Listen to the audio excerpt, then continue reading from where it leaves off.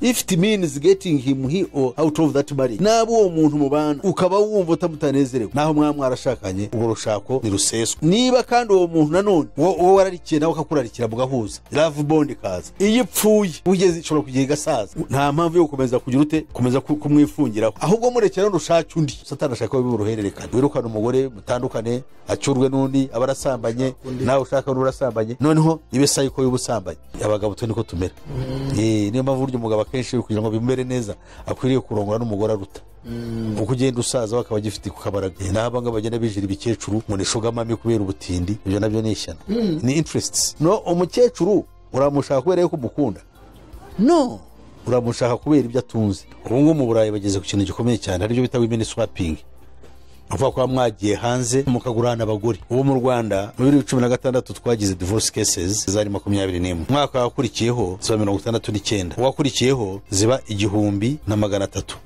wakurikiyeho ziba 2800 wonu waryare 2019 yatigiye umugabo yankubise yangiza ati yandebye nabi mfite n'urugiye kundeba nabi birantera ubwo wasishobora kubana nawe tigiye ndagiye ubwo kandi bivuze gusatura mugabana mutunga akabara ubonye akababunye igishoro haje sodomization bya Sodoma kuryama n'umugore mu kibuno mu kanwa ibyo nabyo bimaze kuzana ibibazo nibyo bisigaye bituma n'ingo zisenyuka umuntu agenda avuga ati genda shaka ibi ariko ubu ngubu tugiye kwinjira mu kintu cyo bita the great transition bivuze iki kwinjira mu gihe cyo umuntu guhuzwa na technology yes ugasanga technology ntabwo kireba muri gadget ya telefone ahubwo iri muri wowe nibwo bwa mbere mu mateka satana azisasira abantu benshi abantu batuye isi bose za miliyari na za miliyari nibinjira muri icyo kintu batafite Kristo bazabinjiranye mu busa ubu rero turashaka gushyiraho revolution ishingiye kuri gahunda ya Kristo yuko tugomba guhabwa imbaraga mvajuru n'umwuka wera tugakorera Imana binyuze mu kwihana no kwizera Yesu Kristo tugahabwa imbaraga nshya noneho umuntu akaba cyaremwe gishya uwinjiye mu buruhukiro bwayo nawe aba aruhutse imirimo ye nk'uko Imana yaruhutse yayo ubu ngo twe tubiri mu kiruhuko bari muri Kristo Yesu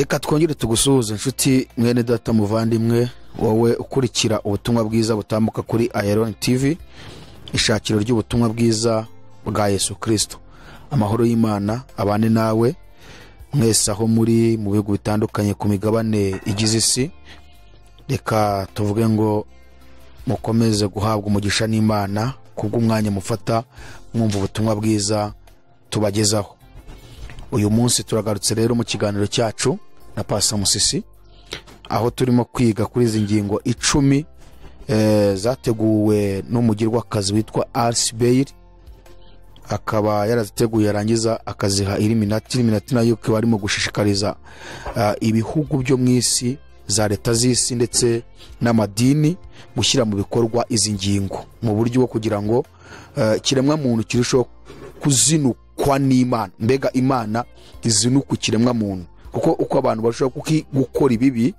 bangiza ishusho y'Imana kuko umuntu mu ishusho y'Imana niko umwuka w'Imana agenda ahunga abantu bagasigara bayobowe n'umwuka wa Satani kandi iyo twitegereje muri iki gihe turimo tubona ko igihe kiri gusatira iherezo hanyuma Imana igakuraho ubwami bw'isi igashyiraho ubwami bwayo buzahora iteka ryose rero iki ni cyo gihe cyo kugira ngo buri wese yiga nituza mu ijambo ry'Imana aho turihuza n'ubuzima ducamo bwa buri munsi kugira ngo tubashe kwezwa tuguhaye ikaze rero kugira ngo ukomeze kumva ubutumwa bwiza reka twakire pasiteri abanze abasuhuze hanyuma duse nk'abavuga gatoya kuri komenti niyo twasoma nk'ebyiri abantu banditse ku kiganiro cy'ubushize ubundi dukomeze ku ngingo zacu uyu munsi ingingo yacu turi bukomerezeho n'ingingo ya 6 ivuga kuri divorce ni ingingo ya 5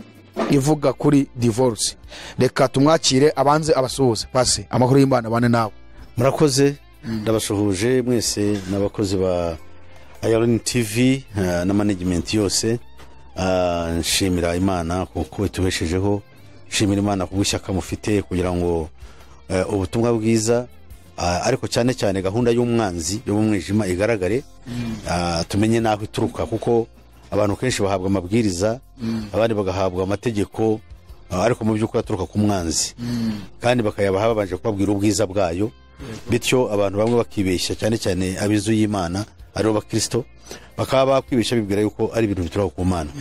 Hamwe n'ibyo rero nkaba bibashimira kubera ishyaka mufite kugira ngo tugaragaze ukuri, nkabashimbana no kubwo bakurikira bigora bagakurikira bagafata umwanya wo gukurikira inyigisho akayirangiza akumva ibikubiyemo, kabe naho yabatabyumvise wenda akaba yanavuga n'amagambo amwe bamwe ntibatinyana no gutukana, ariko nibura yakurikiye. Ibyo rero rwose nabo turabashimira Imana ko bafite umwanya bakumva. Imana ibaho umugisha kuko ntabwo dushobora kumva ibintu icyarimwe, cyane cyane ko ibintu by'iyobokamana tubihishurirwa tubigeretswe n'Imana kubw'umwuka wera. Ntabwo umuntu apfa kubyumva ngo byakire, ntabwo ari ibintu dukoresha human reasoning, ubwenge bwacu kugira ngo tubyumve tubishyire ku murongo tubiyungurure. Oya, ni ibintu bijyanye n'ishurirwa ry'umwuka wera, akaba ari ukwemeza kandi akaba ari ukwigisha. So rero ndabashimiye cyane, nshimiye abari mu Rwanda, mu karere k'ibiyaga bigari n'abari ku migabane yose y'isi bumva ururimi rw'Ikinyarwanda n'izindi ndimi zirushamikiyeho, kandi niringiye ko n'abari abacu Imana ibaho umugisha. Reka noneho dusenge Imana.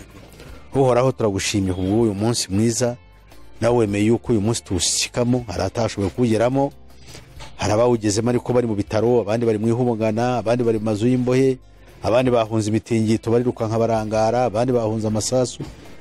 Twebwe kuba turiho twawugezeho turi amahoro, turabigushimiye Mwami, uhabwe icyubahiro cyugukwiriye kandi ushyirwe hejuru. Turagushima no kubwabo ngo batekanye bakurikira ikiganiro kugira ngo ubugingo bwabo bufashwe, nabo tubakwereka urushaho kubaha amahoro no kubatsindishiriza muri byose, ariko cyane cyane kubemeza iby'ukuri bijyanye n'ukuri kwawe wishimira kugira ngo babigenderemo.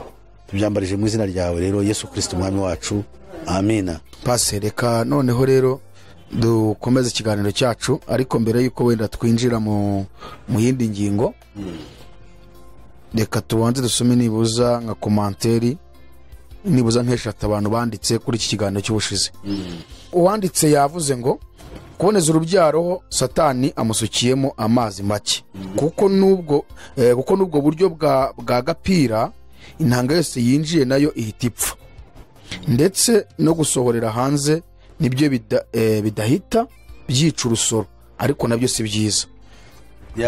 Barakoze uwo muvandimwe, kuko urabona turimo turinjira mu bintu bimaze imyaka myinshi abantu bigisha, kandi uko babyigishije nk'amahame ndetse y'agakiza. Nanjye ubwanjye ngiye nemera yuko umuntu ayoborwa n'umwuka wera ku kintu. Hari ibintu bitanditse muri Bibiliya, usibye nk'aba ngaba bavuga ijambo ry'Imana muri Bibiliya mu isezerano rya kera, aho babwira Imana yabwiye Adamu na Eva ngo mugende mubyare mwororoke mwuzure isi. Noneho rero ahangaha ugasanga n'icyo cyanditswe bakoresha mu gihe bavuga biriya bintu byo kuboneza urubyaro. Rero ndavuga ngo tuyoborwe n'umwuka w'Imana dukurikije ibyo uko bimeze. Ese umwuka w'Imana aratubwira iki?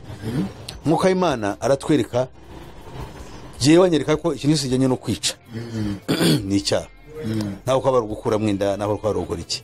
So rero abantu bazi ngo iyo uvuze ikintu kitajyanye n'uko we yemera ahita cyita cya Satani, ngo Satani asutsemo amazi. Iyo ntabwo ari imvugo nziza, ahubwo yavuga ati ariko giye uko nabyize nkurikije ibyanditswe bigomba kumera bitera, no akaba aratwunguye. Nayo uvuze cyo gusa ntabwo ubufashije abumva, kuko nta alternative ubahaye. Noneho rero njye nkatekereza ngo yes, kuri icyo kibazo cy'urubyaro ntabwo gifata giye nk'inzira y'agakiza rwose. Uvuga ati nzabyara abana 100 mbabyari, nta tegeko rimubuza yuko yabagize ate, nta tegeko rihari ryaba rimukondeminga cyangwa rimukondana yuko yabyaye abana.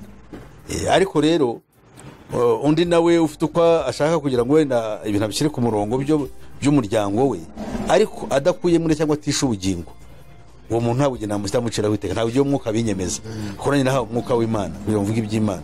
Ntabwo ugiye nyoborwa n'amahame ashingiye ku myizerere yatsindagiwe n'idini. Gusa icyo navuga, uyu mwene data kimwe n'abandi bafite iyo mitekerereze, ibyo twe kubipfa rwose, bakomeza ubwo buryo bumva yuko ari bwiza, cyane cyane ko nta cyaha kirimo, nta cyaha rwose kirimo kuvuga mbyara abana bashire mu nda yanjye. Rwose ni byiza cyane, ariko kandi kuvuga ngo kuri atakoze nk'uko ukora ngo nawe abyara atyo, wowe ukamucira iteka ngo azarimbuka, ukabihindura uburyo nk'aho ariyo nzira yo gukiranuka, kandi mu bindi uri mubi. Kuko abantu benshi bigisha ibyo ngibyo cyangwa bari muri ayo mahame usanga ari abagome mu buryo bundi. ni abanyamushiha, ni abanyenzangano, ni abanyamoko, ariko ugasanga kandi icyo kintu bagihagazeho. Kubera iki? Niyo kigaragaza ko kiba kitaravuye ku Mana, kuko usanga iby'ukuri babyirengagiza, noneho bagafata akaranga k'idini bari ko bashyira imbere. Ndumva ngo namubwirane, ariko icyo ashaka agiye kubabwira ntabwo baciraho iteka, ntibakore batyo. N'undi wese ubifuza rwose abyare rwose ni byiza. Okay, urumva icyo yaravuze we ashatse kugaragaza ngo kuko mwari mwatubwiye yuko kuboneza urubyaro nta cyaha kirimo, keretse ahubwo umuntu wakuyemo inda yamaze kugeramo umwana amaze guhinduka urusoro. Noneho uyu nguyu we uko avuze, waravuze ati ahubwo ubwo ni ukuvuga ngo intanga zigiye mu gapira n'ubundi urusoro rutarupfa, kandi urusoro ni umuntu. Akongera akavuga ati ahubwo noneho ziriya wavuze ngo umuntu yiroteraho ngo bihwanye n'uko wamena mu gapira, waravuze ati ahubwo ziriya noneho z'umuntu yiroteraho nta nubwo zipfa, ahubwo izo mu gapira nizo zipfa. Ati rero byose, yaba ari agapira, yaba ari bya binini, yaba ari inshinge, yaba ari n'ibindi byose ngo ni icyaha. Ariko avuga ko no kwirotora ko ari icyaha. Ntabwo yabyise icyaha, ahubwo we yagaragaje ko wowe uburyo wavuze wagaragaje ko ari izo nshinge, ari ibinini, ari agapira, byose nta cyaha kibirimo, kuko ngo usa nkaho ubyerekeye ubihuza no kwiroteraho, kuko iyo umuntu yiroteyeho n'ubundi bingana no kuba wamena inanga muri prudence cyangwa mu gapira. Hanyuma rero noneho we cyavuze hano aravuze ati byose ni icyaha, yaba ari agapira, yaba ari inshinge, yaba ari n'ibindi byose ni icyaha. Ati nabundi byo kwiroteraho ni uko Imana yaremye umuntu. Ati kandi ubwo none zirananga zo kwiroteraho nta nubwo zo zipfa, kuriya zasohotse, atari zijya mu gapira zo zirapfa, nuko avuze. None se kucyo abaho ntabwo zipfa, ziriya zirakomeza zikabaho zikagenda, zibaho ziri hehe ko utabona zimera ngo ziba abantu, kandi ko ari umurimo wazo. Ibyo ngibyo aho ngaho nawe arabeshya. Gusa icyo navuga njyewe, inama ngiye nshaka kugira abantu kuri icyo kibazo, inama nagira abantu ni ukujya babaza muganga. Abaganga nibo baduha inama, methods zikoreshwa. Iyo umuganga avuga ati iyi ngiyi iba yamaze gufatanika abantu n'umuntu, iyo ngiye ukwereka nk'umukristo. Iyo areba akwereka ati iyi ngiyi nta kibazo kiteye, akurikije uburyo abisobanuye, n'ubu rero twakumva kuruta umuntu ufata ikintu cyose ngo cyo ni icyaha, icyo ni icyaha. Nose nukoresheje urunigi kibaye icyaha. Urumva we waravuga mbese uwo umugambi wo kuboneza urubyaro ubwawe nicyo cyaha, uko wabikora kose. Ni ukuvuga uyu muntu nari maze kumusobanurira, ndumva bihagije. Icyo nabwira abandi bantu bose, reka tubaye turebe kwa n'abaganga uko ibyo bavuga, kuko hari abantu bakoresha urunigi. Hari abantu bazi kubara iminsi, akabara iminsi y'uburumbuke akayimenya, akabeta umwe ndyama n'umugore wanjye arasaba, n'umugore nawe akaba ndyamanye n'umugabo nasaba, uko abagore barabyumva. Noneho rero ubwo ngubwo twareba, kereka niba igitekerezo kibona zongera twandikire. Niba igitekerezo cyo kivuga ngo igitekerezo ubwacyo cyo kuboneza urubyaro cyaje, haba haje Satani, abo twamwumva. Nkurikije uko yavuze ntabwo ari ko yavuze. W'icyo yavuzeho ni uko yagaragaje ko inanga yose yamaze gusohoka, ntikore icyo yagombaga gukora biturutse mu bitekerezo byawe, uba ukoze icyaha. Niba uyimennye muri ya prudence, niba umugore yishyirishemo ako gapira, niba yifungishije, ubwo ni ukuvuga ngo uko muzamukora imibonano ya ntanga irapfa, nta kintu imaze. Icyo ni icya mbere. Icya kabiri yavuze gushaka gusenya biriya wavuze by'uko n'ubundi uko bimera byahuzwa neza n'uko umuntu yiroteraho. Wese uvuga ngo kwiroteraho ni uko umuntu aremwe, niko Imana yamuremye. Ibyo ni ibintu aba bitaturutse mu mugambi we, ntabwo Imana amubara y'icyaha. Ariko ibintu wagambiriye mu bwonko bwawe wanga kubyara, byo ni icyo cyaha. None se mbaze wenda akabazo ka nyuma zakadusubiza. Imana yarema umuntu mu buryo yazajya akora icyaha atabizi? Kuki se iyo provision Imana imuhiyo nzira ngo azabikora atyo? Kuki avuga nabi intanga zimenetse hasi mu buryo bwo bwose ari icyaha? Kuki Imana yarema umuntu afite iyo weakness yo gukora icyaha mu buryo nubwo yaba atabigambireho akagikora?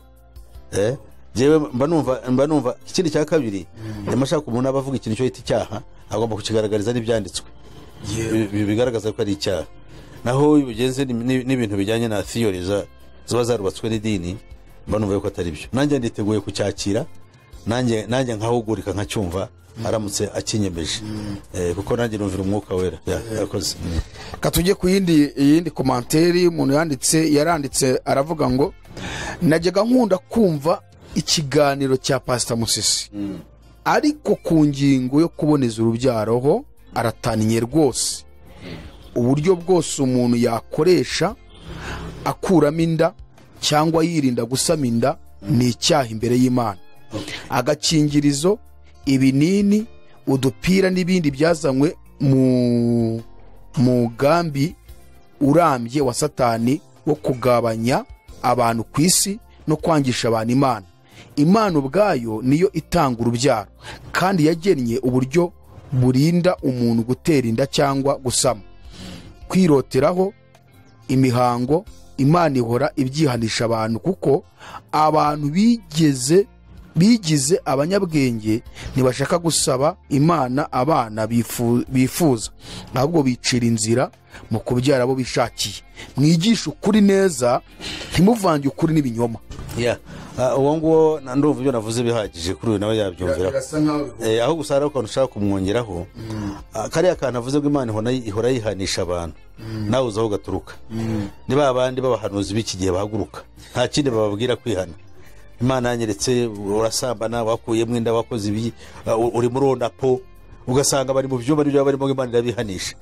Buriya buryo rero nabwo impamvu tubukemanga nuko tuzi yuko atari ubuhanuzi bw'ukuri. Akenshi bari ubuhanuzi bw'ibinyoma abantu bishyiriyeho kugira ngo biciriye inzira. Uzarebe abahanuzi b'iki gihe nta bindi bazi kiretse kuvuga ngo Imana yambwiye ngo ije gukubita, ije gukubita itababarira, ije guhana, ije kurimbura.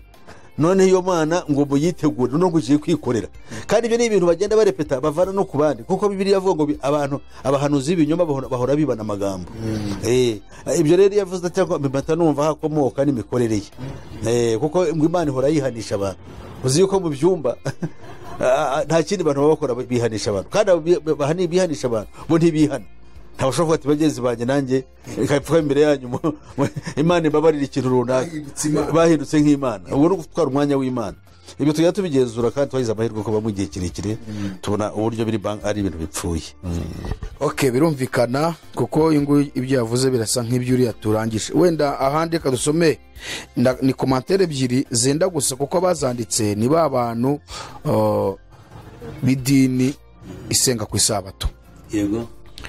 Uwa mbere yifashisha umurongo muri Matayo 5:19.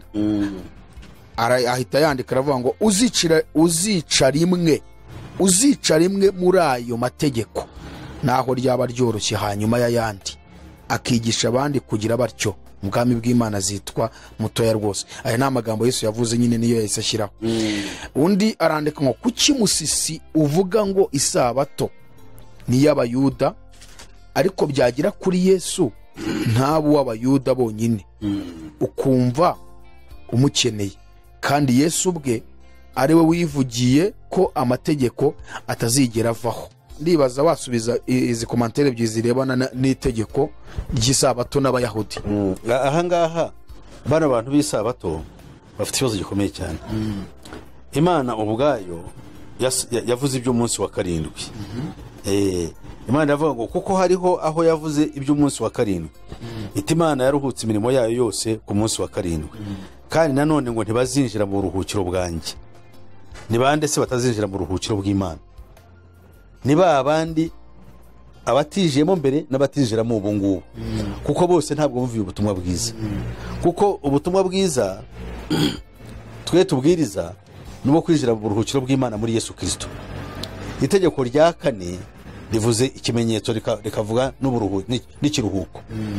Mu isezerano rishya ikiruhuko dufite ni Kristo Yesu, niwe itegeko rya 4.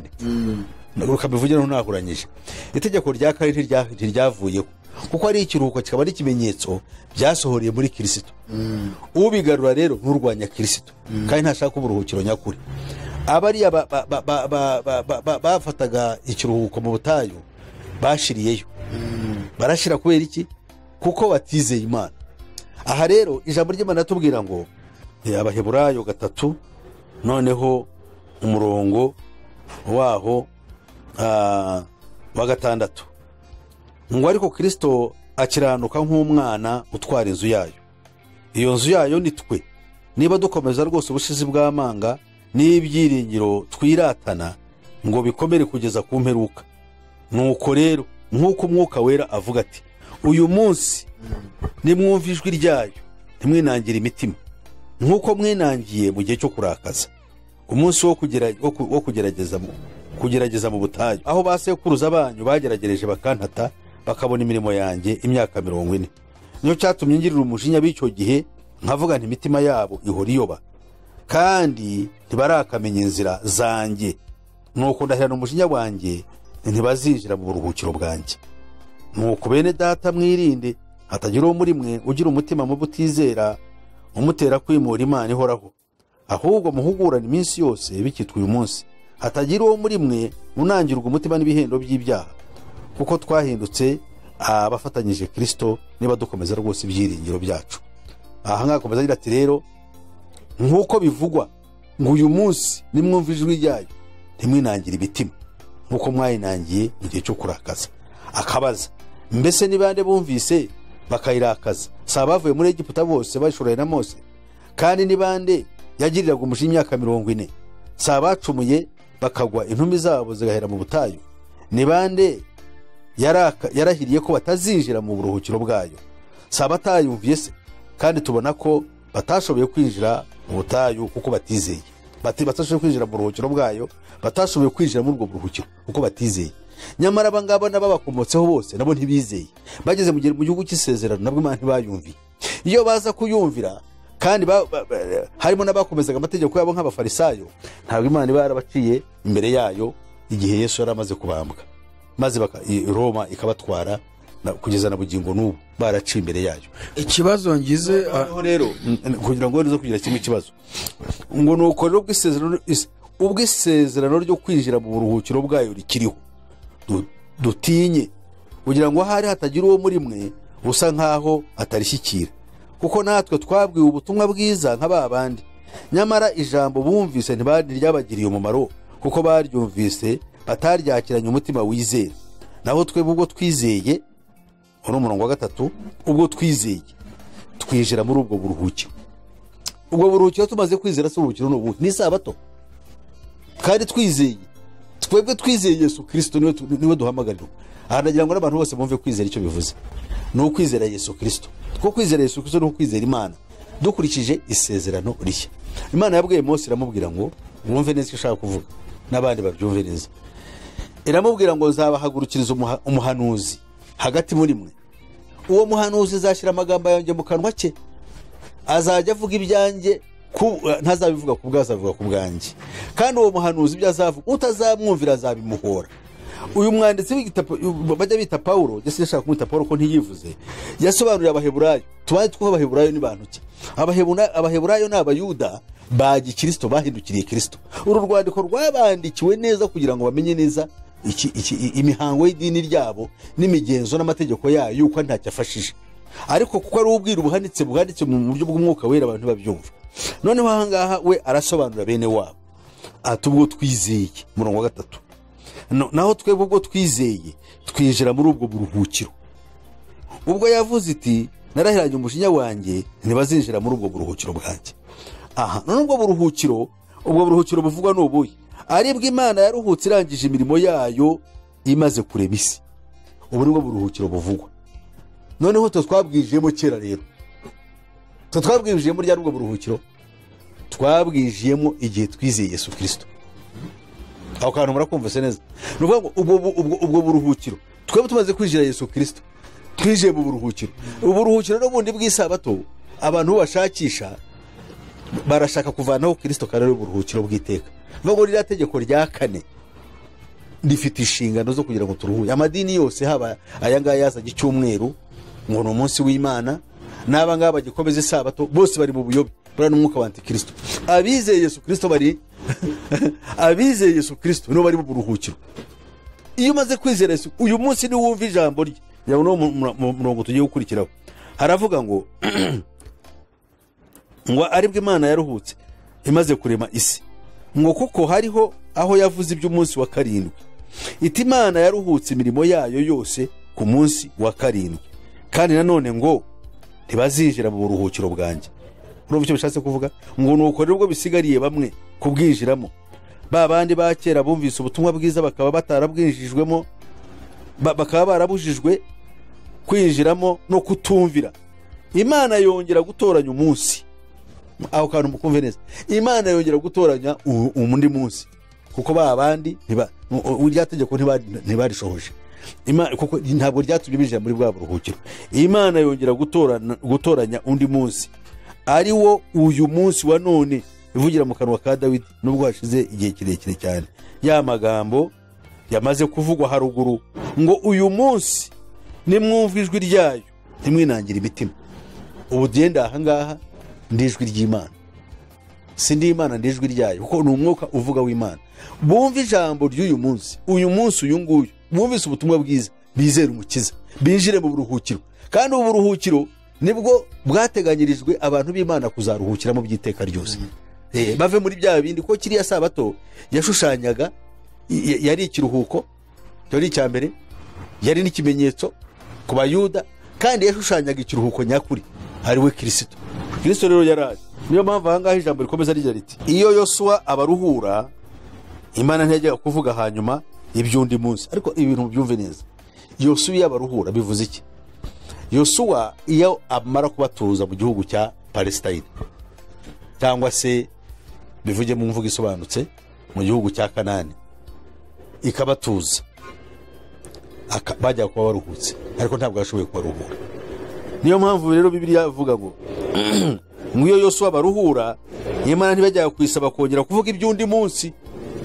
Kandi uwo munsi uvugwa ni uyu munsi wa none, uyu wumviyeho ijambo rya Kristo ukizera. Uwo munsi iyo wumvishije Kristo ukizera, winjira mu buruhukiro. Niyo mpamvu hano hagira ati nuko rero kubw'ibyo haracyariho uburuhukiro bw'isabato bubikiwe abantu b'Imana, ubwo tubwinjira byo twizeye. Noneho agakomeza agira ati kuko uwinjiye muri ubwo buruhukiro, uwinjiye mu buruhukiro bwayo, nawe aba aruhutse imirimo ye nk'uko Imana yaruhutse iyayo. Ubu ngo twe tubiri mu kiruhuko, bari muri Kristo Yesu. Ariko bariya bahora bigisha ubutumwa bwabo bugahora buvangirwa n'amategeko, gushyiramo amategeko n'ubugata agaciro, kuko ari ushobora guhindura umunyabyaha, ahubwo yinjirwamo n'umwuka mubi witwa ngo umwuka w'ubuhanuzi, wa wundi wamanutse uriya mugore witwa Elena White. Ugasanga nibyo bibiri byuzuye mu muntu. None umuntu ugasanga arakwanze, uramubwira Yesu mukangana, ariko numubwira isabato murabishuti, kuko niyo yasimbuye Kristo kuri bo. Urano umwuka mubi ukwiriye kwirukanwa. Murongo wa 11 ngo nuko tugira umwete wo kwinjira muri ubwo buruhukiro, kugira ngo hatagira umuntu ugwa akurikije icyitegerezo cy'aba bandi cyo kutumva. Ahangaha magize akabazo, bivuge ngo abantu benshi ntabwo baramenya ikintu cyitwa gukizwa no kwizera. Kubera iki? Aba bantu tubonye Imana yarimburiye mu butayu, ntibari bafite amategeko n'irya kane, ntibari barifitemo ryo kuruhuka. Bararuhukaga ahubwo, bararuhukaga. N'abangaba bo Yosuwa yaruhuye, noneho ubu ni ba bandi baruhutse, kuko baramaze kwambuka Yorodani, bamaze gutuzwa mu gihugu cy'i Kanani. Hanyuma ni iki cyatumye Imana ibatsinda mu butayu? Ngewe ukuntu numvise, kuko urumva Bibiliya ivuga ko bahagurutse ngo ari uduhumbi 6, ubaza abagabo gusa 600. Ariko mu bahagurutse aho ngaho ngo harimo n'abagabo 2, Yosuwa na Kalebu. Aha ni nko nshaka ko kugira ngo udusobanurire, ese Yosuwa na Kalebu yakijijwe no kwitondera amategeko y'Imana, bakijijwe no kwitondera amategeko y'Imana, cyangwa bakijijwe no kwizera?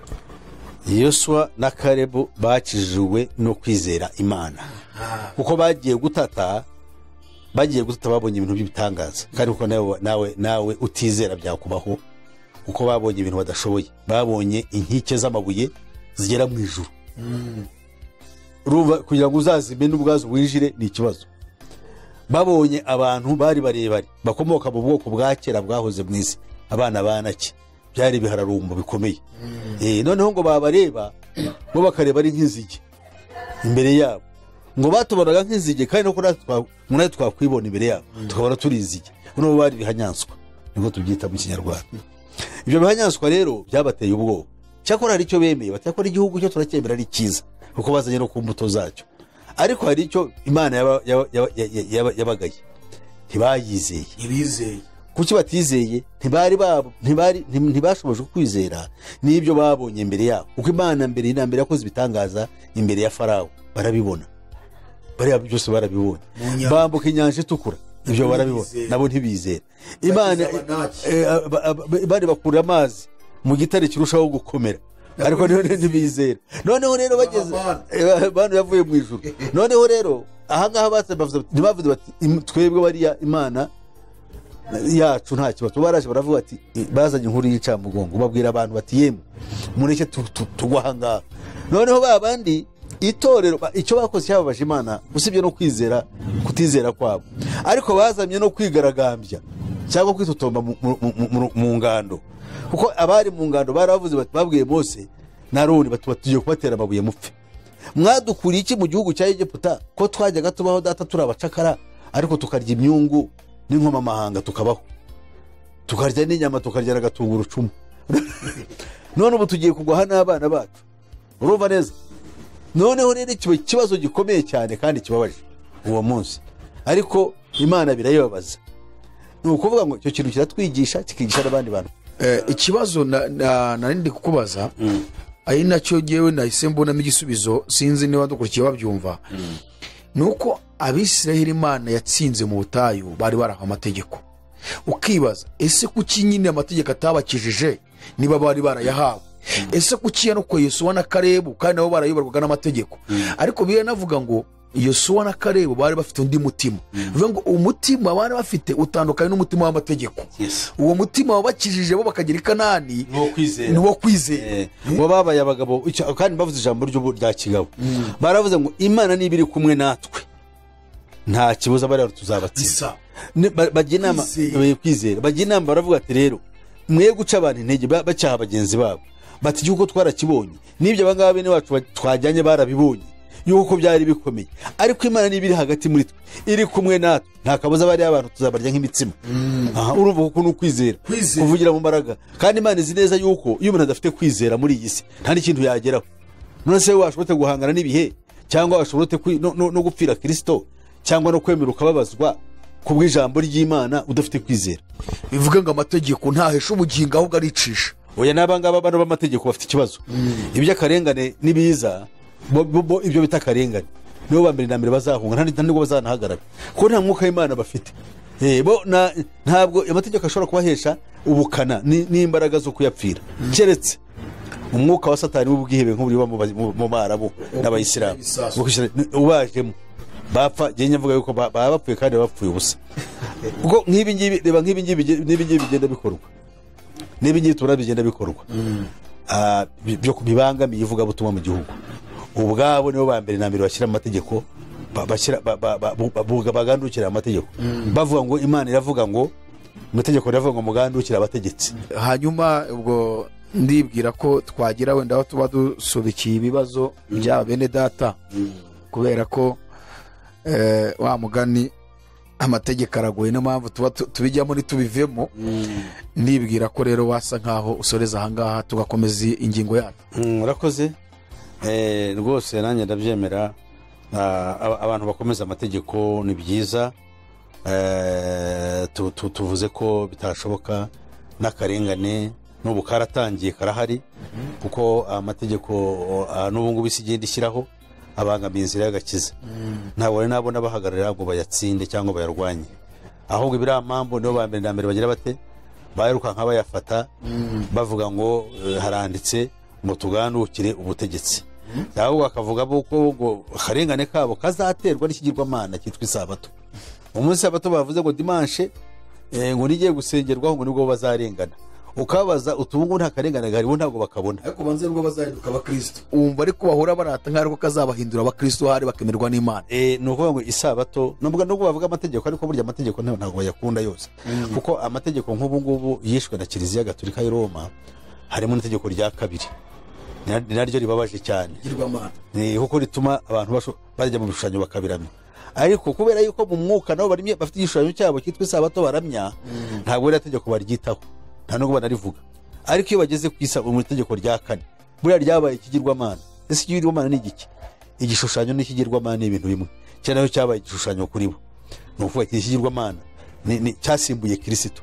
Ushobora kuvuga nabi Kristo, ushobora gukora, ariko iyo uvuze isabato ni ikibazo. Rero niyo mpamvu na Kristo ubwabo badashobora kumumenya, ko Kristo muhishurirwa Imana niduha kuba muri Kristo. None si umwanze wabute muri we, tuvugishije ukuri. Wenda katurangirize aho ngaho mu Korinto ba mbere igice cyabo cya mbere umurongo wa 30, ngo niyo ibaha kuba muri Kristo Yesu waduhindukiye ubwenge buva ku Mana, kandi akatubera gukiranuka no kwezwa no gucungurwa, kugira ngo bibe nk'uko byanditswe ngo uwirata yirata Uwiteka. None baba bate muri Kristo kandi Kristo bamurwanya bamusimbuza cyangwa bamusumbinisha ibindi? Baba bate muri Kristo kandi bagishyira imbere isezerano ry'amategeko, kandi isezerano ry'amategeko Bibiliya ivuga ko ryashaje. Dore impamvu ivuga yuko ryashaje, kugira ngo babyumve neza. Abaheburayo 8:13 dore uko havuga, haragira hati: ubwo Uwiteka yivugiye ubwo ati isezerano rishya ryo turimo twebwe, ngo ibyo bigaragaza yuko yashajishije irya mbere. We ikintu kirashaje, ariko wowe umeze nk'ikirondwe, uragiye ukiraniraniyeho. Mbega ni yanga yapfuye ikirengo gikomeza kuguma ku ruhu. Yashajishije irya kera. Uko bano bantu umuntu abagira ati cyakora umuntu ntabwo wenda yavuga, cyakora Paulo yaravuze ngo ubuzazi wanyu sishaka kujya muzazi nitwaje ishimbo cyangwa ikibando. Abangaba no wagiye wabo nyina kanyara yitwaje ishimbo, sinzi nawe rego bakumva. Ntabwo bakumva. Kandi ngo igishaze kikaba gikuru kiba cyenda gushira. Bano sezerano rya kera riradufasha mu rwego rwo kumenya amateka. Yego. No mu rwego rwo kumenya icyaha, ko icyaha tukimenyera amategeko. Ariko ntabwo tukibona, ntabwo harimo ubutsinzi. Nta n'impamvu yo gukuramo bimwe muri byo ngo bizane mu isezerano rishya ngo hari bigufashe gutsinda no kunezeza Imana. Wapi? Ahubwo muri Kristo icyaha turakimenya, ariko tugahabwa inzira nshya yo gutsindishirizwamo. So rero nkaba nagarukira aho ngaho, ibibazo ndumva twaba tubiricumbikiye aho ngaho. Bene data turabashubije, Imana ibahe umugisha. Reka tugaruke ku ngingo yacu iya 5. Izi ngingo 10 zateguwe n'uriya mugirwakazi ari we witwa Arsbey. Hanyuma turebe, ngira ngo ingingo 5 irarebana n'ibya divorce, kandi turabona ko muri iyi minsi ya nyuma duhagazemo nicyo kintu kigezweho, naho abantu bari gusezerana bakabanza bagahana kontara igihe bazamarana. Ese koko Bibiliya ni kwivugira byemeza ko Bibiliya tubwira ko Imana yaremye umugabo n'umugore kugira ngo babe umwe? Mudufashe noneho twiga kuri iyo ngingo, twumve turebe niba atari byo duhagazemo muri iyi minsi, kuko turareba ingo ziri gusenyuka buri munsi imiryango yaba ya Gikristo yaba ya gipagani. Kandi buriya naje gusanga uburere bukomoka mu muryango bw'abana. Vuge ngo n'ubundi umugabo n'umugore batabanye n'abana kurerwa bizagorana. Nyine bazajya wenda muri ayo mashuri babapakiramo bya bindi bye n'ubundi twabonye, ariko nta burere bw'abana bazaba bahawe. Yarakoze ibyo magambo uvuze n'amagambo meza kandi n'amagambo y'ubwenge. Iyi ngingo ya 5 kimwe n'izindi ngingo zose tuzakurikira 10 zose hamwe twavuze yuko zitwa the 10 point charter, ariko zikubiye mu mugambi mugari witwa the blue beam. Uwo ni umugambi wo gushyiraho leta imwe, idini rimwe, no gusenya umuryango nk'uko tuwuzi, ndetse no gusenya umuntu agatakaza uburyo bwo gutekereza no kuba yakugira icyo arema cyangwa cyakora mu bwenge bwe, agasigara gusa ari igikoresho kitaturuka muri we, gituruka hanze. Iyo project rero yitwa blue beam yicije n'abantu benshi bagereza ku exposinga, harimo na mwene data witwaga George cyangwa George Palast, naye bamwishe nk'uko bishe bano ba Magufuli na ba Nkurunziza, baravugishwe n'umutima kandi ntabwo yajyaga u Rwanda. N'abangaba nabo nuko babageze, kuko bari bahagaze muri gahunda kugira ngo bayihagarike. Natwe twese ubu ngubu tuba dufite ibitekerezo, ariko ntabwo twabura gukorera Imana ngo turagira, kuko ntibashaka yuko ibyo bigaragara. So iyo program rero irakomeje, yitwa niyo yitwa Blue Beam Project. Ni gahunda ngari yo guhindura abantu kugira ngo binjizwe mu kintu cyo twavuze cyitwa the New World Order. Bamwe bita ngo New Age. Actually New Age nizo ntego z'igihumbi zitwaramwe abantu. Nibwo bwa mbere mu mateka Satani azisasira abantu benshi. Abantu batuye isi bose za miliyari na za miliyari nibinjira muri icyo kintu batafite Kristo bazabinjiranye mu busa kandi bazarimbuka bose. Ko ubutumwa buzabutabwirizwa n'abantu mindset zabazarahidukiye. Ariko mindset yanjye ugiye ubwenge bwanjye ntabwo wabuhindura kubera isi umwuka wera ntiyemera yuko ushobora kubushyiramo ibitari byo ngo byemere. Ariko undi wisi we agenda akurikira ngo ni iterambere akagenderanira ko. Niyo mpamvu abakurikira ikiganiro babwira ngo bahunge hakiri kare niba bashaka gusigarana umwimerere w'ubumuntu baje muri Kristo. Ko Kristo wenyine uzabatsindishiriza iriya programme ntizabagereho. Ariko ubu ngubu tugiye kwinjira mu kintu cyo bita the great transition. Bivuze iki? Kwinjira mu gihe cy'umuntu guhuzwa na tekinoloji. Yes. Ugasanga tekinoloji ntabwo kireba muri gadget ya telefone ahubwo iri muri wowe. Ni muri wowe. Ni muri wowe iri baragushaka barakubwira ibi ukagenda ukurikira nk'ikigori. Ariko nawe ufite Kristo ntabwo ibintu ushobora kugeraho. Amina. Niyo mpamvu ubu ngubu ugewe ibintu byose mbivuga nkabibwira abantu bakava ahubwo abantu bakavuga baturiya muntu ngira ngo arwaye mu mutwe. No, ntabwo ari urwaye ahubwo niwo barwaye. Buri yo musazi yakureba araseka bare wowe warasaze byararangiye. Ariko nibyo umusazi iyo akureba abona ari we muzima akabona niwe ufite ikibazo. Yarakura atari kuri ya muntu buriya ibyo biti. Ariko urumva dufite ibibazo. Ariko niho bashaka twiziza muri iyo gahunda. Ariko pastor ese ubundi iyi tekinoloji ntabwo koko byatangiye ubundi ntabwo yatangiye guhindura abantu mu ntekerezo? Yes, urabona uhereye mu mwaka wa 2007 2009 iyi telefone nibo bwa mbere yakoreshejwe ku buryo umuntu muvuga n'umureba. Iyi smart nturako umuntu ujye tugashyira ukavuga namureba n'abakureba. None se buriya webere ko bituruka he? Wowe wahuru urakureba n'uyu baramureba nibo babahuza. Nuvuga ngo baragufite. Aho uri barahareba n'ibyo barawukora. Buriya ibintu biri hejuru cyane yo kumenya kwacu. Kandi n'abadayimoni babibakorera n'ubufindo bwabo. Ni kuvuga ngo buriya buhanga bwose n'abadayimoni babubaha. N'abadayimoni babukora. Yes, ariko abantu ntabwo babyumva. Noneho rero uko bagenda babijyamo wowe wari wareba ariko ntuko abantu bagenda bangirika. Umuntu agakora ubukwe akabukora n'umugabo mugenzi we abantu bakabutaha. Ntibarebe yuko ari ishyano ribaye bakuva yuko ari bisanzwe. Hari warongowe n'imbwa ayikurana y'ubukwe. Abantu barabutabagera ko basezeranya. Umuntu ushinzwe gusezeranya abantu bashakanye n'abasezeranya. Rwose arabikora usibye yuko abikora gafite n'isona seka ariko agomba kubikora ko n'uburenganzira bw'umuntu kandi uburenganzira bwe ntugomba kugira ute ubwinjiramo. Narabibonye rero ndumirwa. Ni ibintu bagenda batumenyereza ibintu cyo bita the abnormalities. Tukabireba nk'ibintu biri normal. Ibintu abnormalities bikaba normalities. Ni ibintu bipfuye. So rero ahanga no tugiye kwinjira uwo mugambi ndawukubwiye iyi gahunda ni mwiri. So gahunda rero igirwa yaho ya gatanu abadukurikiye bibuka yuko twabonye ingingo ya 4 n'iya gatatu yo gushishikariza abantu gusambanye. None ubusambanyi bwambara kwemerwa hagakurikiraho no kwemera gukura mwinda. Gukura mwinda bikaba ari umuntu agahitamo urahari ndazira gusamwa hanyuma none bavuga ati munazikuremo kandi bakababwira kugira ngo batinyura abantu gusambana nta shiti nuko inda zitateganyijwe zibaye zigomba gukurwamo. Umuntu agakura mwinda ntacyo mubwiye. None uko gukura mwinda akaba arimo aramena amaraso kandi ibyo ngibyo ni ibitambo Satani arya. Abana bazira inenge badafite icyaha na kimwe barishwe. None uko umuntu akubwo ariko se ngo yagomba gukiza ubugingo bwe ngo yararwaye ngo niyo mpamvu rero babikora ngo baramufashe ku ngufu ngo cyangwa se ngo bene wabo ngo bafitanye amasano. I mean wa wundi apfe atari wagize uruhare muri ibi bibi. Noneho iyo babikora batyo babototera kuko bagomba kugenda buhoro batumenyereza baduhindura mindset yacu uko bagenda bakumenyereza ibibi. None se kankuye nk'urugero jewe nkigera mu mujyi cyane cyane hano Kigali ko niho nabibonye cyane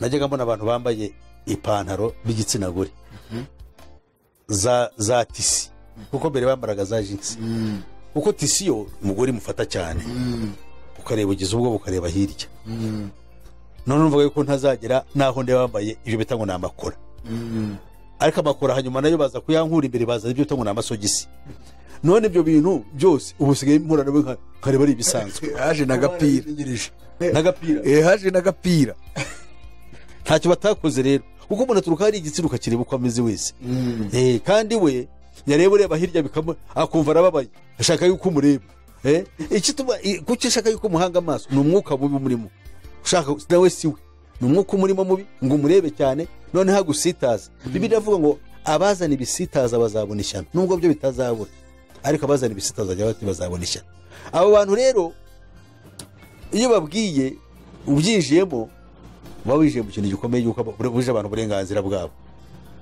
bwo kwambara ubusa uburenganzira bwo kwica amategeko y'Imana mbese kurwanya ni kuvuga amategeko y'Imana kuko hari ababyumva ukundi kurwanya icyo umwuka wera atwereka umwuka wera uri muri twe niwe utwereka ngo kiriya ari ishyano kandi akatwereka n'impamvu zacyo dukurikije iki ijambo rizima ijambo cyo twita mu cyongereza logos ijambo ry'Imana rya rusange noneho hakabamwe ijambo ry'Imana nanone cyo bitarema itwereka icyo cyaha cy'umuntu akora particularly dukurikije ibyanditswe bikivugaho byihariye ugasanga umuntu ko Bibiliya nivuga ngo ibisitaza ntibizabura kuza baba bavuga iki ikigusitaza si uko usitara ugacika ino Alice Bailey imyaka 75 irashize ashyizeho akantu kitwa kubita love bond ni irari aravuga ati niba ufite akantu kubona umuntu uko ari ukamurarikira ukumva umushaka akantu yakise ngo ni love bond na akantu gahuza ba bantu babiri bakararikirana aho kantu rero ntabwo ugomba kugatesha inzira yako aho ugomba kukareka ugasohoza umugambi wako riri muri wowe ugomba kurisohoza noneho wa muntu mukajyana byumvikane ko ushobora kuba niba wari warashatse umugore ushobora kumureka cyangwa ugasaba gatanya ugafata wa wundi uriya ugiriye love bond ufite love bond ukurikiye kuko niwe ubonye niwe wawe wari waribeshye none uramubonye niwe wawe n'umugore nawe arabishobora niwe kubikora ibyo rero bikavuga ngo kwa gushakana no kujya muri commitments zo gushakana bigomba kuvaho n'ibyo gusezerana ishizo bizavaho umuntu ajye aba usibye ko najye gusezerana hari icyo nakuvugaho ku ruhande rwanjye ariko gusezerana ubundi ko kwakomeza ariko kabuka abakristo kabuka abakristo ko nibo bazi icyo bakora ndavuga abakristo ariko babyawe n'Imana nibo bashobora gusomera ntabwo ari abanyedini se ko mu kubarenganya abantu n'imbohe ugiye kubashyira kubabusha mu bintu byo bitoroshye kuko nta kwihangana bafite ubundi iyo wamaze kwakira Kristo ikintu cya mbere ufata kigusaba habaho kwihanganira umuntu uko ari abantu barahinduka abantu baramurwara abantu baramugara abantu bagira n'ibindi bibazo utamwihanganiye se adasa nk'uko wamurebaga sa cyane cyane nkatwe abagabo bondi ya kujyana ahubwo ubu ngubu n'umwanzi wacu ku buryo bwemewe so rero we akavuga ngo niba umuntu iyo ubonye ngo umuntu muhuje love bond muhuje ryarari ngo muri wowe habamwe ubushashi ngo burabya bushaka wa muntu icyo gihe rero ngo ntabwo uwo ngo niwe mugabo wawe niwe mugore wawe kandi iyo umutakaje ngo nta gihe na kimwe uzabaho unezerewe ngo kugeza igihe uzasohoza icyo kikurimo muhuye ngo rero kubera izo mpamvu so if you to kugira ngo unezerwe ikiriya cyose kiguzi cyose byasaba bisaba yuko ubona umuntu wawe bisaba yuko wa muntu udakunda umukura mu buzima bwawe urumva neza wa wundi udashaka if it means getting him he or out of that marriage nabo uwo muntu mubana ukaba wumva utamutanezerewe naho mwarashakanye ubwo rushako ni ruseswe ufate wa wundi wawe muhuje noneho rero niba kandi uwo muntu nanone wowe wararikiye nawe akakurarikira mugahuza love bond kaza iyo ipfuye kugeza ishobora kugira igasaza, nta mpamvu yo gukomeza kugira ute komeza kumwifungiraho, ahubwo murekera n'ushake undi ujyanye n'iki ni love bond nshya yaje, wa undi murabanye mwari mwarararikiranye ariko noneho igihe kirageze irashaje ya love bond cyangwa ryarari mwari muhuriyeho rirashaje, ntabwo bigusaba kongera kuba imfungwa aho ngaho, mute ushake undi ugezweho icyo gihe. ubu ni ukuvuga rero nkatwe nk'abagabo kuko ibyacu biratinda, ushobora gusaza ugize abagore nka 10 cyangwa 20. ni 10 gusa baze ubwo n'igihumbi wabarenze. Urumva neza kugira ngo tugendere mu nzira y'Imana turebe Bibiliya ivuga iki ku byerekeye gushakana. Ngo Yesu arangije ayo magambo ava i Galilaya ajya mu gihugu cy'Iyudaya hakurya ya Yorodani. Ahangaha ni muri Matayo 19. Ngo abantu benshi baramukurikira abakirizayo. Noneho abafarisayo bo baza aho ari bamugerageza, baramubaza bati mbese amategeko yemera ko umuntu asenda umugore we amuhora ikintu cyose? Nawe arabasubiza ati ntimwari mwasoma yuko yabaremye mbere yaremye umugabo n'umugore, ikababwira iti nicyo gituma umuntu azasiga se na nyina akabana n'umugore we akaramata, bombi bakaba umubiri umwe. Ni ukuvuga ngo iyo ufashe umugore mukabana bamubaye umubiri umwe. Noneho akavuga ngo ikibabwira ikababwira iti nicyo gituma umuntu azasiga se na nyina akabana n'umugore we akaramata, bombi bakaba umubiri umwe. Bituma batakiri babiri ahubwo babaye umubiri umwe. Nuko icyo Imana yateranyije hamwe umuntu ntazagitandukanye. Ngo uyu mugore arasenya umugambi w'Imana. Uyu ni umugambi wa Antikristo. Amabwiriza y'Imana n'umurongo wayo yaremeye umuntu, Satani arabusenya anyuze muri uyu mugore kugira ngo abantu babe uko bishakiye. Ni ukuvuga ngo ntabwo yitaye ku magambo y'Umukiza mu gihe yavugaga ibi, ubwo cyari kimurimo ntabwo ari amagambo y'agakiza, ahubwo ni amagambo yo kurimbura ubugingo bw'abantu. Noneho rero baramubaza bati niba ari uko niki cyatumye se Mose ategeka ko umugabo aha umugore urwandiko rwo kumusenda ngo abone uko yamwirukana? Bamumaje ibyo Mose yabategetse, ariko Mose yabategetse kubera impamvu Yesu ashaka kuvuga. Arabasubiza ati Mose yabemereye gusenda abagore banyu kuko imitima yanyu inangiye, ariko uhereye mbere hose ntibyari bimeze bityo. Kuvuga ngo Adamu Imana imuha umugore, ntabwo yavuze ngo ariko umugore umpaye ni mubi, kuko umutima we ntabwo wari unangiye, waje kunangira hanyuma biturutse kuri Satani maze kumwinjiza mu mugambi wo kuyirate wo kwigomeka ku Mana. Ni nayo mpamvu uhereye icyo gihe abantu barangiritse, baba babi uko bakomoka muri rwa rukiryi rwa Adamu waguye. Yesu aza kugira ngo adusubize kuri wa murongo mwiza wo kugira ngo dukiranuke, niho ubundi icyo turwana cyo. Ariko rero Satani nawe akabirwanya nk'uko n'ubundi yabikoze mbere, nabwo baracyabikora kugira ngo azane ibibazo. Arabasubiza ati Mose ibyo yabikoze, Mose yabemereye gusenda abagore banyu kuko imitima yanyu yari inangiye, ariko uhereye mbere hose ntibyari bimeze bityo. Ariko ndababwira yuko umuntu wese uzasenda umugore we atamuhora gusambana akarongora undi azaba asambanye, kandi ucyura uwasenzwe nawe abasambanye. Ni ukuvuga ngo bibaye Satani ashaka ko biba uruhererekane, wirukana umugore mutandukane, acurwe n'undi aba arasambanye, nawe ushaka n'urasambanye, noneho ibe sayiko y'ubusambanyi, ku buryo umuntu kuzava muri icyo kintu bizamubora, azasanga yaraguye yaragiye muri Kwagimaya. Nibyo biba mu Burayi. Ubu ngubu abanyaburayi benshi, hari umuzungu uherutse kuza n'ahangaha ngo mwivuga butumwa, hageze n'ahangaha ikintu cya mbere na mbere, kandi yaradivurushije n'abagore. Ikintu cya mbere bivuga ashaka kurongora abonye abakobwa hano b'abanyarwandakazi. Ngiye nkagira umugore, urumva abambere atandukanye nabo sinzi icyabiteye, ariko ni wa muco wabajemo kutumva iby'Imana ntibakibiha agaciro. Yaraje kuvuga ubutumwa, yaraje ngo aje kuvuga ubutumwa, nanjye n'umuntu wamubwiye yarakoze divorce n'abandi bagore. Yes, uno si umuzungu wamukura udafite ibyo ngibyo. Ubu baragenda bake cyane, abazungu bafite icyo kibazo ni bake cyane, bafite uwo mwimerere yuko atagize. Ari nacyo nyine Satani ashaka kugira ngo abananize umurimo w'Imana nyine upfe muri bo, bakagenda babizirura bava ntacyo bitwaye, bakora ibyo kandi bakomeza bakavuga n'ubwo butumwa. Nuko ararambagiza rero naha ararambagiza, ariko biza kugaragara yuko afite ikibazo cya depression. cy'uburwayi bw'agahinda. Agahinda kagenda uko ugenda ukura, uragiye utandukana n'abagore, ntunabyare, ukareba urashaje.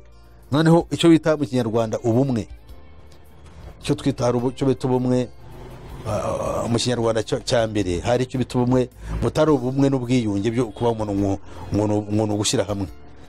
Hariho ubumwe bushaka kuvuga isolation, kuba uri wenyine utagira undi mubana.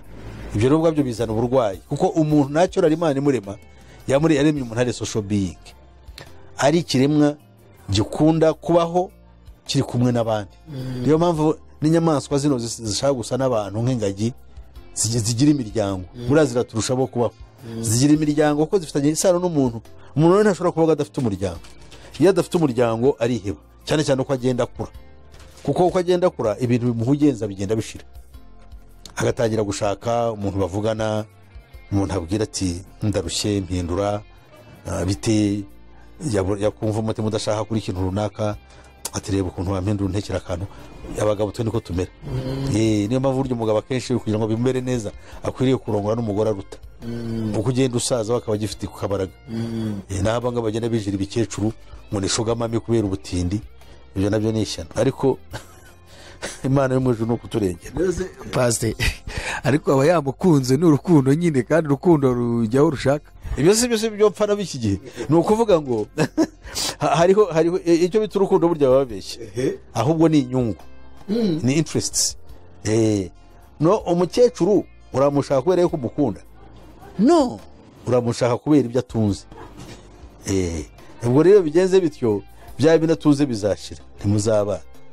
Twebwe abagabo nitwe dushaka umugore, ukamushaka ari muto, ari mwiza, we niyo atagushaka, kuko we ntabwo ari we, agenda gukunda burya buhoro. Kera barateruraga iyo ngiyo iwacu, gaterura umukobwa ari atagushaka, ariko buhoro buhoro bikazamenyera. Burya umukobwa iyo ashaka no kugenda ukamukunda, ukamutetesha, ukamugira neza, nawe urukundo ruraza. Nuko urukundo rw'abagore rumera, ntabwo ahitamo ngo arareba. Tukiri kuri iki kintu cya divorce, turimo kubona ko hirya no hino mu bihugu nk'uko bivuze by'Uburayi, abazungu bageze naho bahana kontara mu gusezerana. Kandi tubwiye ko ibintu ngo bimaze imyaka 75. Bivuga ngo byatangiye gushyirwa mu bikorwa, kuva bitangiye gushyirwa mu bikorwa hashize imyaka 75. Kuva mu ntambara ya kabiri y'isi yose irangiye nibwo byatangiye. Ubu ngubu mu Burayi bageze ku kintu gikomeye cyane, aribyo bita women swapping.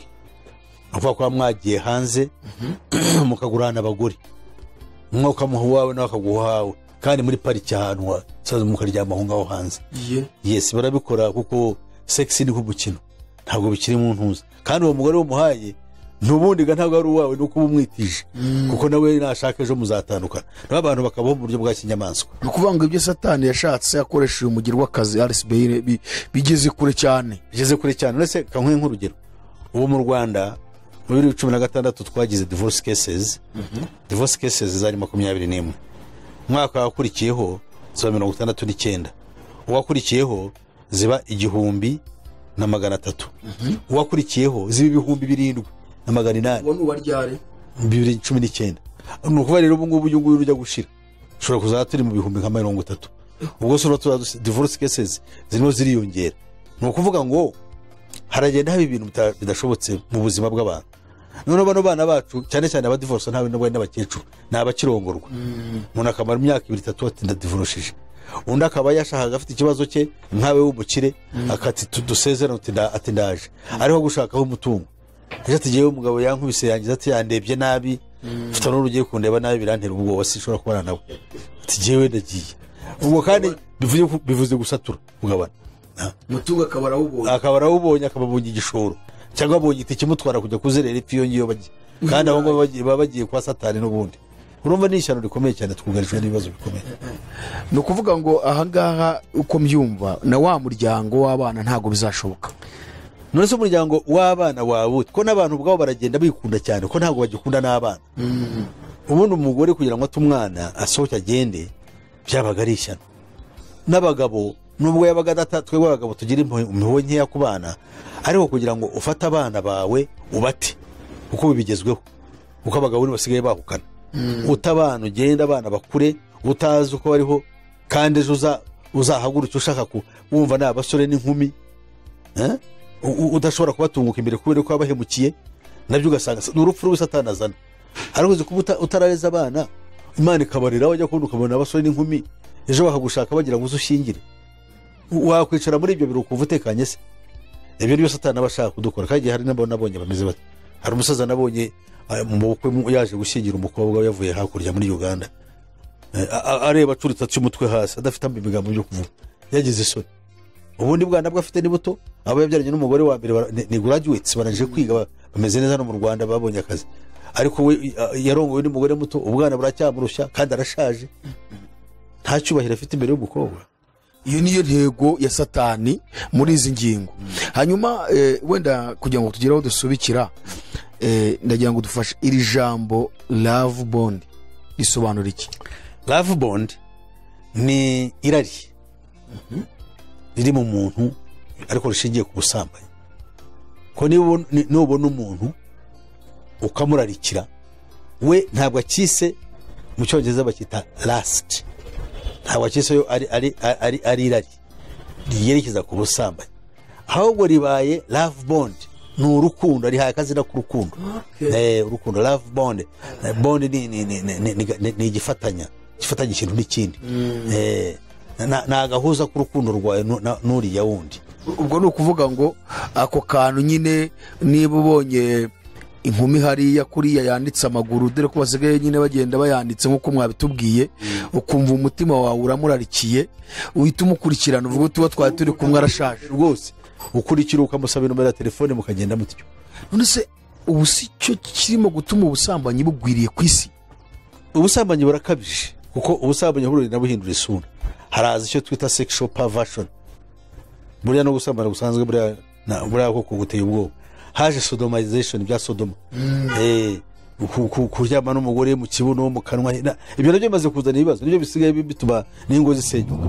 Umuntu agenda avuga ati genda shaka ibi, kuko buriya pornography nicyo cyari kimwe mu bintu ikora, yigisha abantu kuba sexual perverts. Hari amagambo Yesu yavuze, sinzi niba twayahuza n'ibi bintu bya divorce ndetse n'iyo love bond, ubusambanyi bw'ubwirane, ni ukuvuga ngo ni irari riza n'ubusambanyi bwinshi. Ni amagambo Yesu yavuze mu bimenyetso bizaranga kugaruka kwe muri Matayo 24, numva ari umurongo wa 36, aho yavuze ngo ariko uwo munsi n'icyo gihe ntawe ubizi, naho waba marayika wo mu ijuru cyangwa umwana keretse Data. Aravuga ngo nk'uko iminsi ya Nowa yari iri, niko no kuza k'Umwana w'umuntu kuzaba, nk'uko byari bimeze muri iyo minsi yabanjirije umwuzure. Yavuze utuntu tune, yaravuze ngo bararyaga, baranywaga, bararongoraga. Aha nkagira ikibazo, kuki Yesu yafashe ijambo kurongora akarikira mu bimenyetso bizaranga kuza kwe? Icyo yashaka kuvuga, yavuga yuko ubuzima buzaba bumeze nk'uko tububona, nta kimenyetso kivuga ngo noneho bizaba bihindutse ukundi, byo bizaba bikomeza. Bararya, baranywa, bararongora, barakora n'amakwe, kuko amakwe yazakomeza ntibarongora, baranashyingiraga. Yes, ni ukuvuga ngo uko ibintu bizaba byarahinduye isura mu mikorere, ariko bizaba bikorwa. Nicyo nashakaga kumenya, kuko urumva yaravuze ati nimubibona, kuko hari umuntu ushobora guhita avuga ngo none se ubu nyine mbere n'ibyahozeho, kuki Yesu none we yabizanye mu bizaranga kuza kwe kandi na mbere byari bihari? So abantu babwirwa n'iki kagiye kuza kandi n'ubundi byarahozeho, none ukibaza kuki yabizanyemo? Tukibara nk'ikimenyetso, ibyo ntabwo tubara nk'ibimenyetso byo kuza kwe. Iyo tubara ibimenyetso byo kuza kwe yarabitubwiye, ni izi ntambara, ni imishyitsi, ibirunga kuruka, ibitingito, indwara z'ibyorezo, intambara, inzangano, umuntu kwangwa n'abo mu rugo rwe, guhagurukirana. Yes, ibyo nibyo yavuze birazaranga kuza kwe. Ariko ibi ngibi byo ntiyabifaze nk'ibimenyetso, ahubwo yavuze ngo azaza ibihe bimeze nk'uko n'ubundi byari bimeze kuva mbere hose, nta gihindutse. Mbega ubuzima buzaba bukomeje nk'uko bwariho mbere. Mu yandi magambo, muri ibyo bihe ubwo buri wese arasabwa kubamo atavuze ati ubuzima burakomeje, ahubwo yiteguye kugaruka kwa Yesu. Yes, ni ukuvuga ngo ibyo yaduhaye nk'ibimenyetso ntabwo tubireba. Nicyo kwereka yuko umuntu yapfuye. Iyo uvuze utize intambara, indwara z'ibyorezo, ngo ariko zahozeho, ngo habayeho ngo intuza yo mu Bushinwa, flu, yo muri Spanye, ngo nabwo habayeho ibyo bita plague, plague ngo naho cyari icyorezo. No, Yesu ibyo yabivuze aganisha ku bintu bizamuranga, kandi yabivuze uhereye igihe cy'imperuka hasize imyaka 2000. Iyo mubwiye ibintu, iyo Yesu avuga ibintu ntavuga ibintu byatangiye mu cya 900 cyangwa mu cya 800, avuga ibintu byatangiye muri rimwe akiri kuri iyi si, kuko nibwo bizira byatangiye gukorwa nk'ubwo. Nabwo ubugome bwa mbere bwo ubu icyaha kiruta ibindi byose Imana ibona, kiruta ibindi byose Imana ibona no kuyimura no kuramya ibigirwamana. Ibyo rero nibyo byabatangiye, kandi kwimura Imana ukashyiraho ibigirwamana nibyo bituzanira n'ayandi mage n'ibindi byago bigenda bikurikira mu isi. Ya pase mu gusoza muradufasha, ni iyihe nama mwagira abantu bubatse ingo ndetse n'abandi basore n'inkumi bari kwitegura gushinga urugo?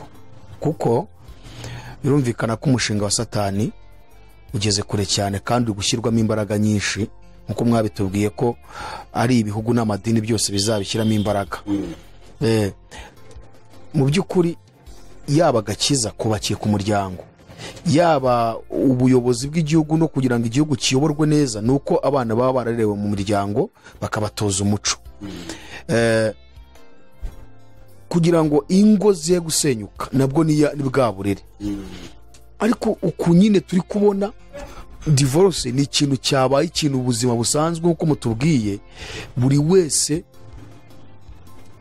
arajya arikundira umusore amubonye amafaranga batikanye nawe mbane nawe nubwo mbona adahuje n'irari ryanjye uko mbishaka, ejo muri divorce njyana umutungo, nidushaka tuzatunabyaranye rimwe. Sibyo ko n'abahita babikora bo banavuga ati nyine kadute twifungisha hanyuma twibereho muri ambiance y'urukundo, ariko ejo nidushwana uwo mutungo nzawutware. Icyo kintu kigezweho, kumbi bari gusohoza ibyo RSBR yahawe na Satani nawe abiha Illuminati. Hakaba ikindi noneho rero n'abandi noneho ubutani babifashe nk'ibisanzwe, ku buryo bashakana bashwana gatavuga bati wambonye inkuzi, undi ati nanjye wambonye inkuzi, ni wowe wandeze, dutandukana ndashaka undi. Aba bantu urabagiriye nama ko wumva divorce mu Rwanda naho ifite imbaraga, niba ari hano mu Rwanda ahubwo ku isi yose bigeze kure ku iterambere, twebwe bibije vuba, ubwo ahandi bigeze kure. Umugambi wa Satani uri kugerwaho, niyo mpamvu nivuga butumwa naryo rigoye kurivuga, ko uraribwira abandi se n'abana batarezwe bibirara bakumva, kandi barakure mu bimogi n'ubwicanyi n'ibiki byose. Aba bantu bubatse ingo n'abandi barimo kwitegura kuzubaka, nihe nama mwabagira kugira ngo babashe kumenya ko bari gusohorezwaho umugambi wa Satani batabizi? Jewe icyo nabwira abantu bari mu isi, ntabwo nshaka kubaka urufatiro rw'amadini rwapfuye, kuko nimbwira abapagane kandi nkubwira abakristo ntacyo byamarira. Reka maze kumbabwire yuko ubuhungiro ubwo ari bwo. Amagambo dusanga muri Luka 24:45 aravuga ngo amaze abungura ubwenge ngo basobanukirwe n'ibyanditswe, ati niko byanditse ko Kristo akwiriye kubabazwa no kuzuka ku munsi wa gatatu, kandi ko kwihana no kubabarirwa ibyaha bikwiriye kubwirwa amahanga yose mu izina rye, uhereye kuri Yerusalemu.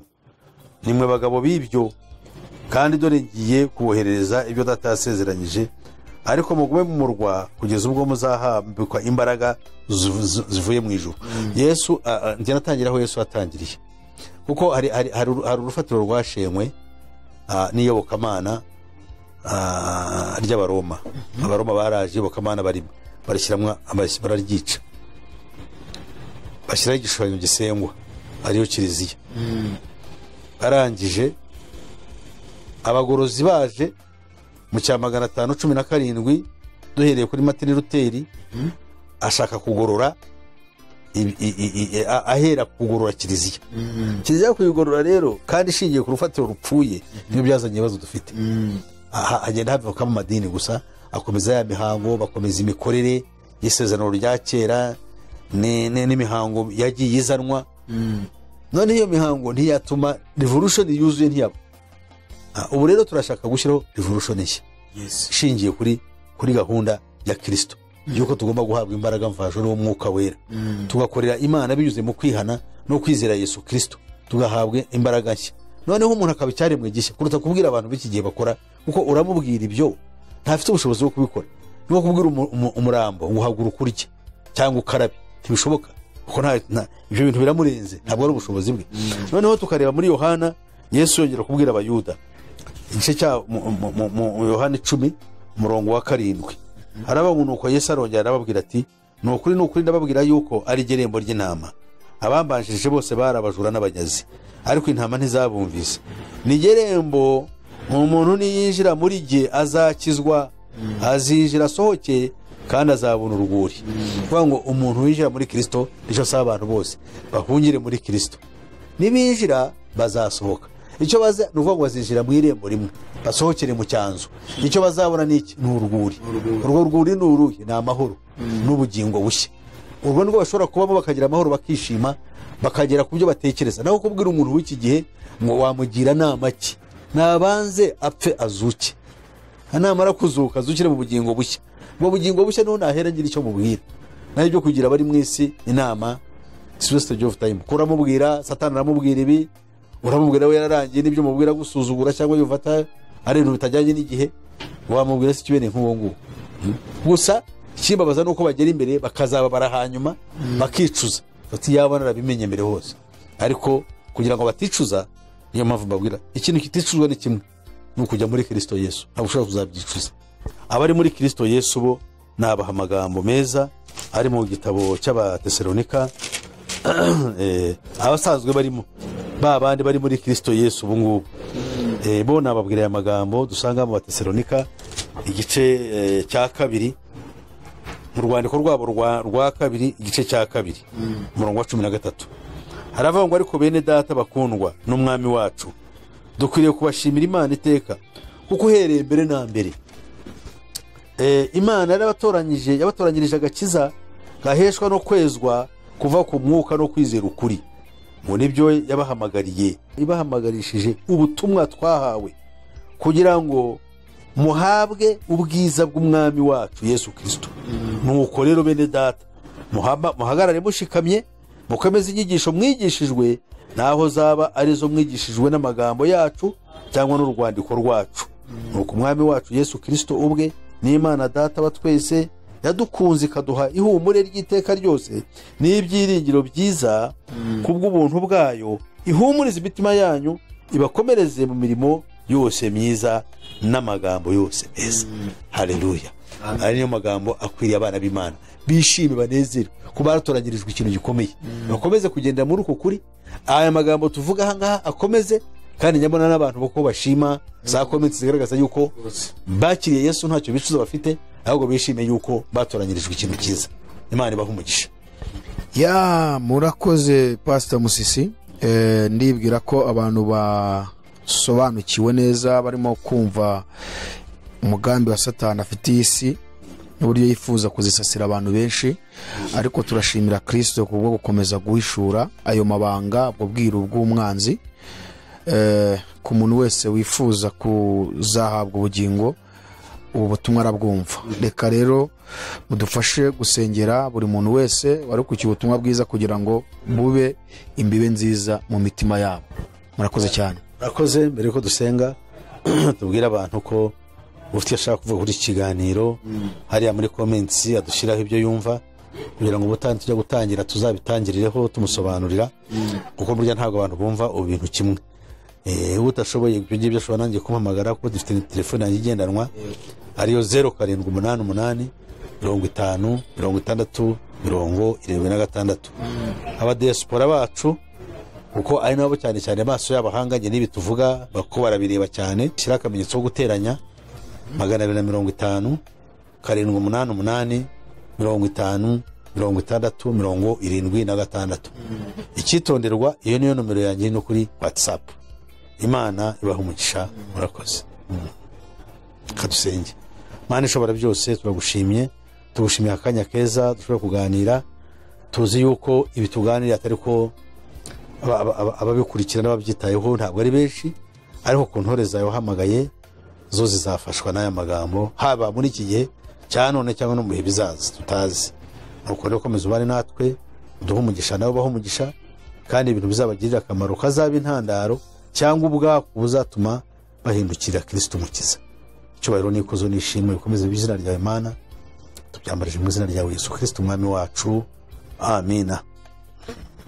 Reka dushimire mwebwe mwese mwari mukurikiye ubutumwa bwiza kandi mujyana ayo magambo y'Imana, abakomeze kandi muyafashishe n'abandi. Amahoro y'Imana akomeze kuba kuri buri wese mu izina rya Yesu.